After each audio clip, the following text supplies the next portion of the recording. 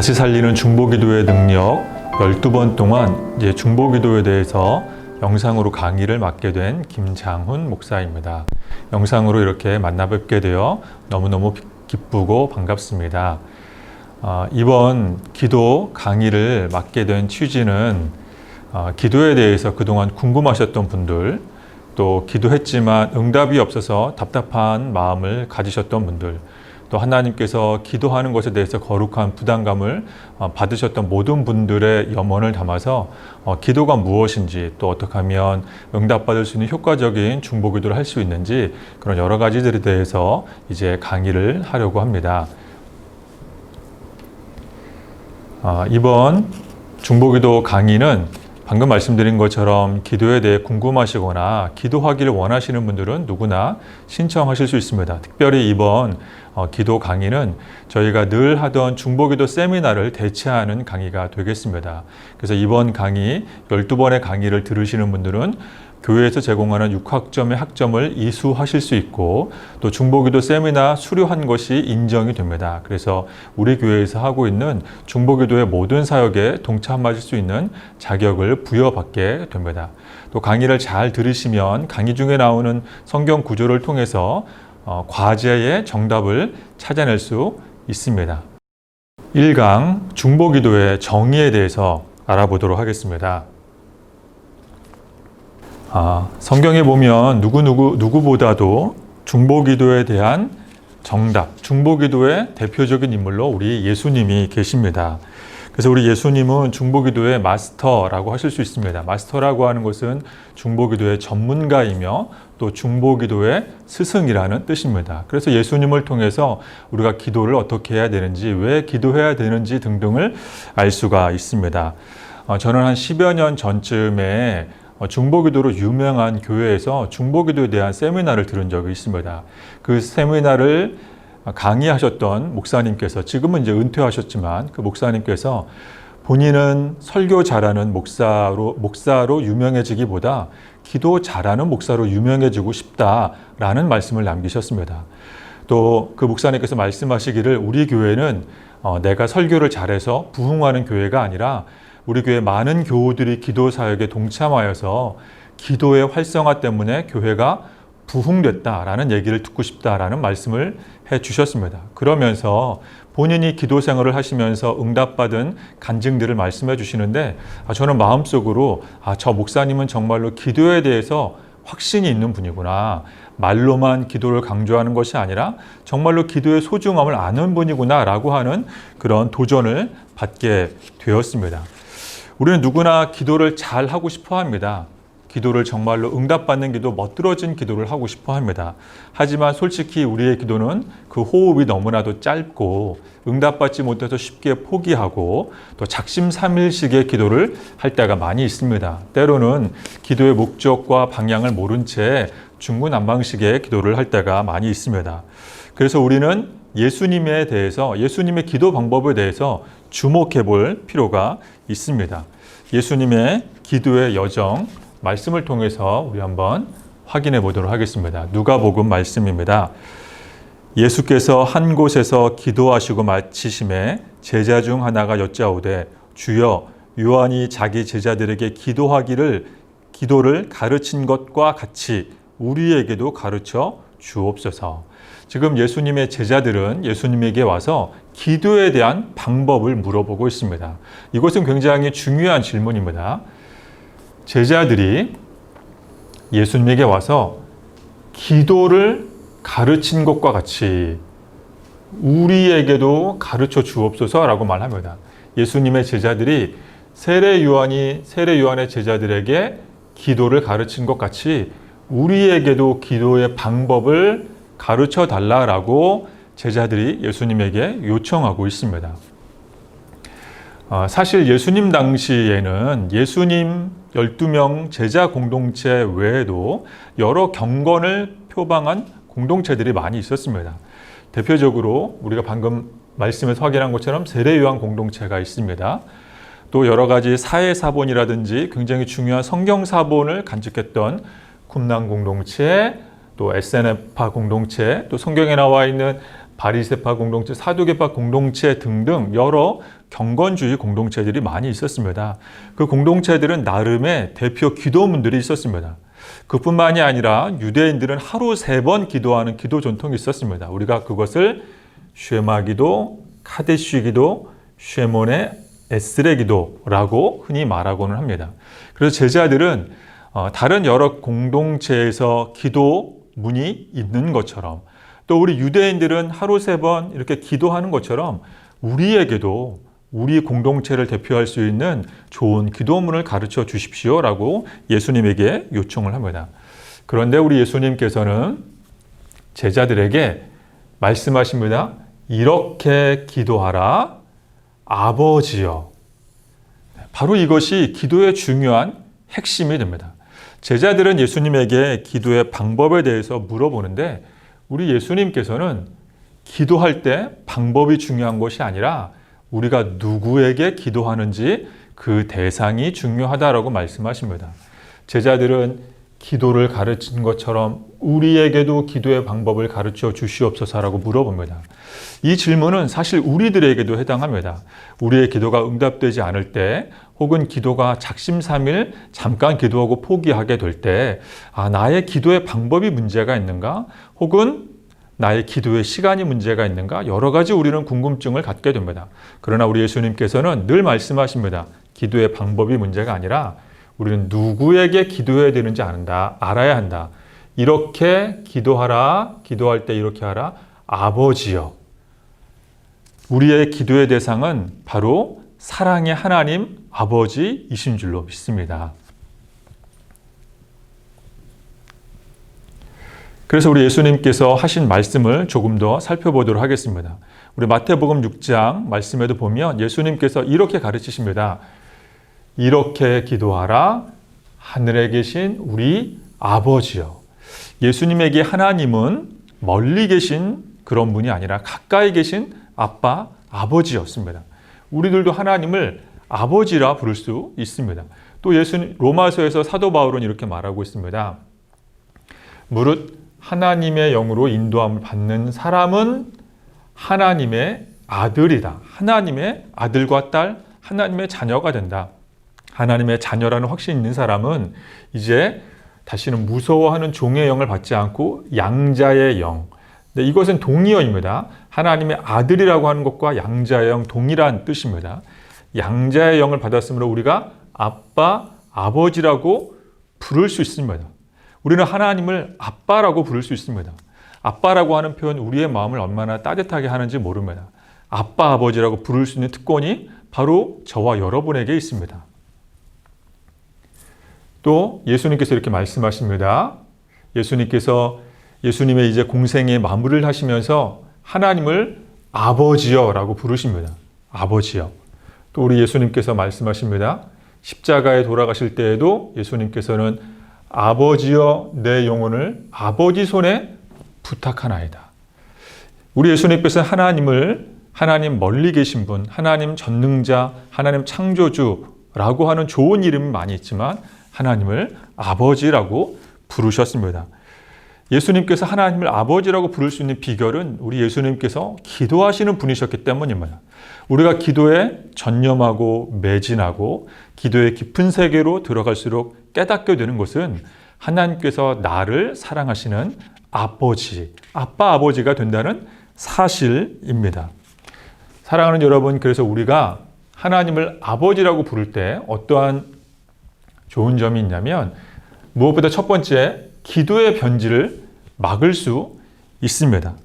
우리의 기도의 대상이 하나님 아버지라고 하는 것을 우리가 깨닫게 될 때 때로는 우리는 기도할 때 우리 자녀의 성공을 위해서, 자녀의 입학을 위해서 또는 자동차가 팔리거나 아파트가 팔리거나 하는 그런 여러 가지 우리의 욕망의 실현을 위한 기도의 제목들로 인해 우리가 하나님 앞에 아뢰어야 할 이 가장 순수하고 영적이고 거룩한 기도가 변질되고 타락하는 것을 막을 수 있습니다. 왜냐하면 기도의 대상이 하나님 아버지, 우리가 구해야 할 분이 하나님 한 분이라는 것을 깨닫게 되기 때문입니다.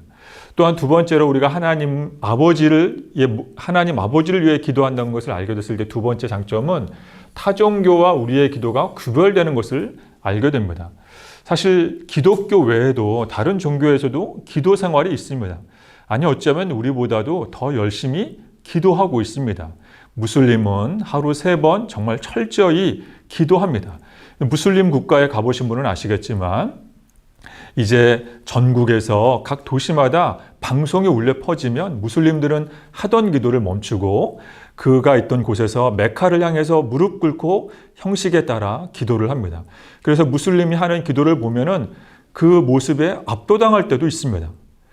또 불교에서 또 여러 가지 무속신앙을 믿는 분들을 보면 우리가 교회에서 하는 기도 생활 저리 가라 할 정도로 너무너무 열심히 기도합니다.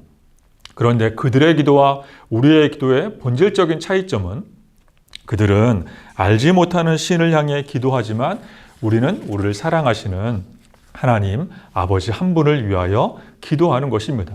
그것이 가장 큰 차이점이 됩니다. 그것이 가장 큰 장점이 됩니다. 세 번째, 우리가 하나님 아버지를 위해서 기도할 때의 세 번째 장점은 우리 기도의 열정을 잃어버리지 않게 됩니다. 우리는 평생 하나님 한 분을 구해야 하기 때문입니다. 우리는 하나님 아는 지식에 평생 힘써야 하기 때문입니다. 우리가 하나님을 안다고 말하면서도 사실 하나님을 제대로 모를 때가 많이 있습니다. 우리가 하나님께서 자신의 뒷모습이나 자신의 흔적이나 자신의 역사를 우리에게 잠깐 보여줄 때를 어려운 말로 계시라고 말합니다. 그러나 하나님을 아는 지식, 그 계시적 지식이 모든 사람들에게 통달할 수 없고 모든 사람이 하나님을 다 알 수 없습니다. 하나님은 우리가 일평생 구해야 하는 분입니다. 그러므로 우리가 하나님의 은혜를 구하고 아버지의 사랑을 구하기 때문에 기도에 대한 열정이 식지 않게 됩니다. 기도의 열정을 유지하게 됩니다. 하나님 아버지의 마음으로 기도했을 때에 기도의 네 번째 장점, 기도가 응답되지 않아도 우리는 다시 기도할 수 있게 됩니다. 왜냐하면 우리의 기도, 중보기도가 우리의 욕망과 야망을 실현하는 것이 궁극적 목적이 아니기 때문입니다. 만약에 기도가 내 목적만을 달성하기 위한 것으로 점철된다면 우리는 기도 생활을 유지할 수 없습니다. 또 우리는 기도 생활을 하는 가운데 영적인 열등감과 패배주의에 빠질 수도 있습니다. 그러나 우리가 기도할 때 하나님 아버지를 구하는 것이라는 이 본질에 충실하게 된다면 우리의 기도는 궁극적으로 실패란 없습니다. 응답받지 못하는 기도란 없습니다. 사랑하는 여러분, 이 기도의 중요한 본질, 하나님 아버지 한 분을 위해서 기도하는 것 잊지 마시길 바랍니다. 마지막 5번째, 하나님 아버지는 우리 기도하는 그 영혼을 끝까지 책임져 주십니다. 또 우리가 기도하는 그 대상, 그 영혼을 끝까지 책임져 주십니다. 그래서 이 중보기도라고 하는 것은 내가 기도함으로 역사를 이루어 간다는 측면보다는 이미 하나님께서 작정하시고 하나님의 섭리 아래 하나님의 큰 그릇 안에 이루어 가시는 하나님 나라의 큰 흐름 속에서 우리가 기도함으로 동참하는 것입니다. 우리가 기도함으로 어떤 역사를 이루어가는 측면보다 이미 하나님께서 이루어 가시는 그 하나님 나라의 큰 역사 가운데 우리는 기도를 통하여 동참하는 것입니다. 그래서 하나님께서 이미 책임지시기로 한 그 영혼, 책임지시기로 한 그 교회, 책임지시기로 한 그 조국, 하나님께서 이미 역사하시기로 한 하나님의 큰 계획 안에 우리가 기도함으로 동참하는 그 영광의 자리로 초청하는 것이 바로 중보기도 사역입니다. 제가 예전에 섬기던 교회에서 어떤 권사님께 대표 기도를 부탁한 적이 있었습니다. 그 권사님께서 교회를 여러 가지 모습으로 섬기시는 분인데 대표 기도를 한번 부탁드렸는데 정말 어떤 하나님의 심판대 앞에 선 것처럼 벌벌 떨면서 아이고 목사님 저는 다른 건 다 할 수 있는데 기도만큼은 제발 시키지 마세요 라고 저에게 신신당부 아주 간곡히 부탁하시는 것입니다. 그래서 제가 여쭤보았습니다. 왜 기도하는 게 힘드세요?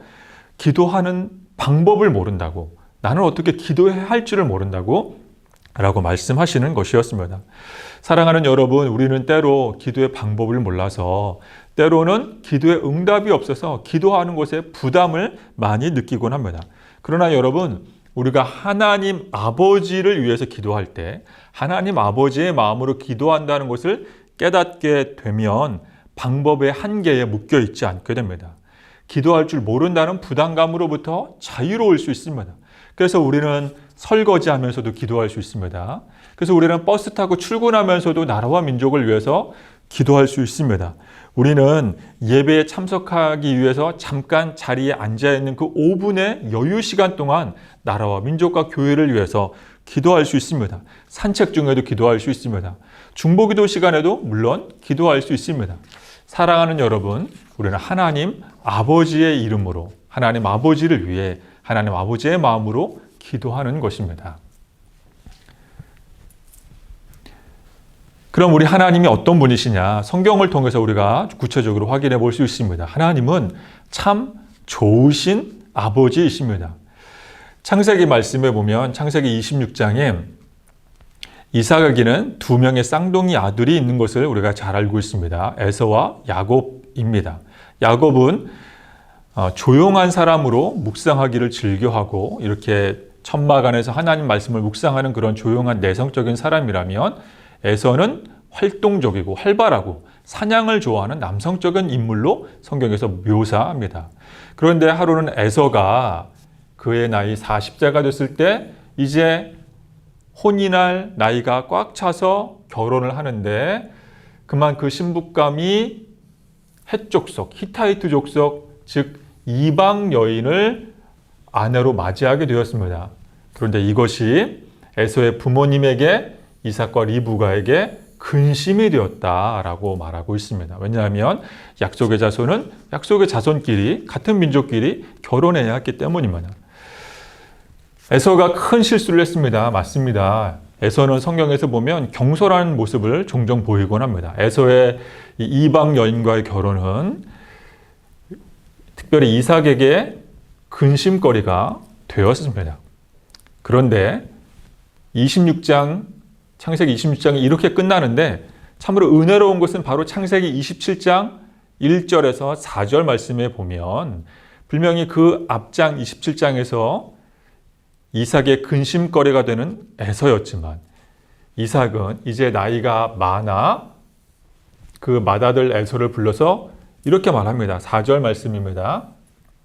내가 즐기는 별미를 만들어 내게로 가져와서 먹게 하여 내가 죽기 전에 내 마음껏 내게 축복하게 하라. 하나님은 바로 이런 분이십니다.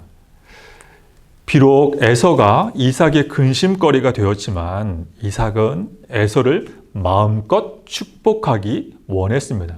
하나님 아버지의 마음이 이와 동일한 줄로 믿습니다.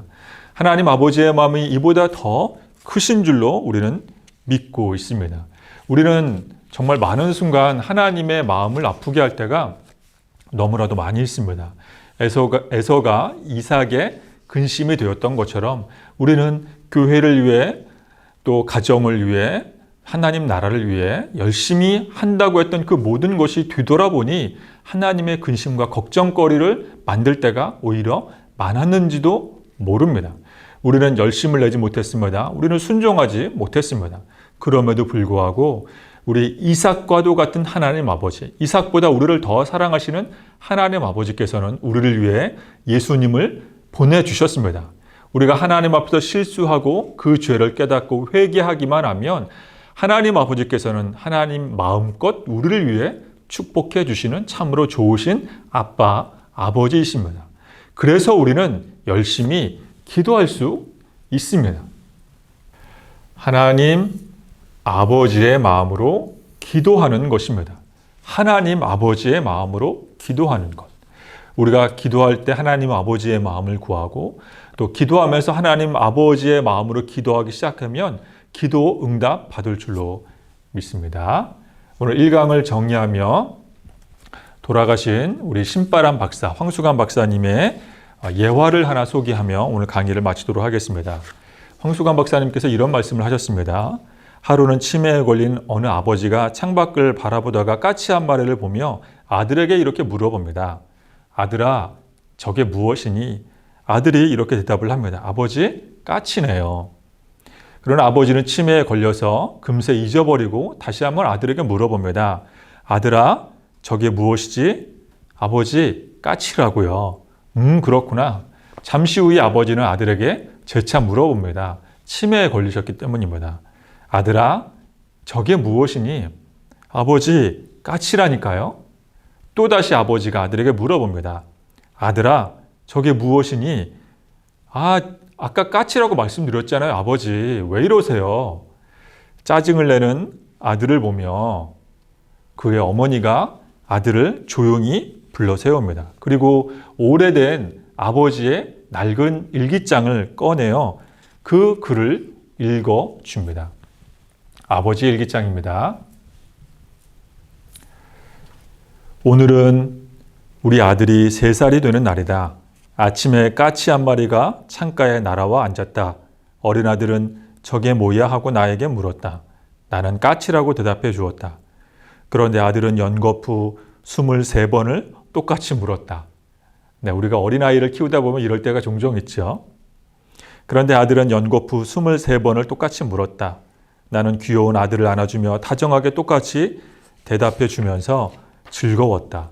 아들이 새로운 것에 호기심을 가지는 것에 감사했고 아들에게 사랑을 준다는 것이 즐거웠다.